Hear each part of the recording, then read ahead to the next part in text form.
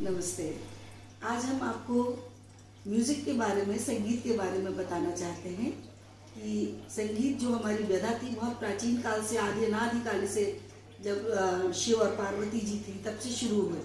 तब उन्होंने, गणेश जी ने मृदंग बजाया हुआ है, आलस्य जो डांस है वो पार्वती जी ने किया है, और जब तांडव नृत्य है वो हमारे शंकर जी ने किया। तो तब से ये गायन, वादन और नृत्य, ये तीनों का समावेश जो है उसको मिला के एक संगीत की उत्पत्ति हुई है। और जब तक ये तीनों जब तक नहीं मिलते हो तो उसका जो भाव है, भंगिमा है, वो नहीं दिखाई पड़ती। तो हम आपको सिर्फ थोड़ा सा ये दिखाना चाहते हैं कि जो शिष्य थे वो अपने गुरु से जो भी शिक्षा प्राप्त करते हैं वो आगे, जो शिष्य होता है आगे आगे बढ़ाता जाता है, और इसी तरह से हमारी जो परंपराएं हैं वो आगे बढ़ती जाती हैं।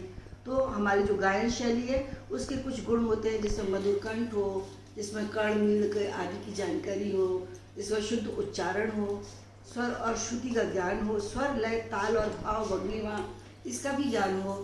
इसके एकाग्रता बहुत ज़रूरी है, आत्मविश्वास बहुत ज़रूरी है, और ध्यान जो हमें सीधे ईश्वर तक पहुंचाता है। तो गायन हमारा ये हो गया, और वादन हमारा जो है वो भी अनादिकाल से ही है, क्योंकि उसमें मृदंग बहुत पहले से, जब भगवान थे, जब उन्होंने बजाया तो फिर हमारा वही चला रहा, और उसी मृदंग को हमने दो भागों में बांट के तबले को बना दिया है। तबला इसका जो रूप दिया वो मुगल काल से शुरू हुआ है। तो इस तरीके से हमारे यहाँ जो वाद्य क्या है, वाद्य जो हमारे 4 प्रकार के होते हैं, जिसमें से तत् वाद्य, तो वो 2 वाद्यों में होता है, तत् और वितत। तत् का मतलब होता है तारों को अपनी उंगली में कुछ पहनकर आघात करके बजाने से वो तत्वाद हो जाता है।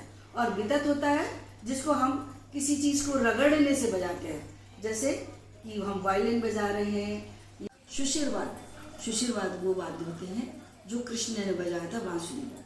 वो भी देखिए अनादिकाल से ही है, द्वापर युग से शुरू हुआ है। तो जब पूर्वजों ने बजाया उसी को आगे निरंतर शिष्य लोगों ने उत्पन्न किया, शुशिरवाद, जिसको हम फूंक कर बजाते हैं, जैसे शहनाई है, हारमोनियम है, बांसुरी है इत्यादि। इसके बाद घन वाद्य वो होते हैं जिन वाद्यों को स्वर या लकड़ी या किसी धातु के आघात से बजाया जाता है। ऐसे वाद्य क्या होते हैं? घन। जैसे जलतरंग में कटोरियाँ होती हैं जो बड़े से छोटे तक आती हैं, और उसको लकड़ी से बजाते हैं, सारे गामा पा धा नी सा, सारे स्वर निकलते हैं उससे, और उसी से हम तरह तरह से बजाते हैं।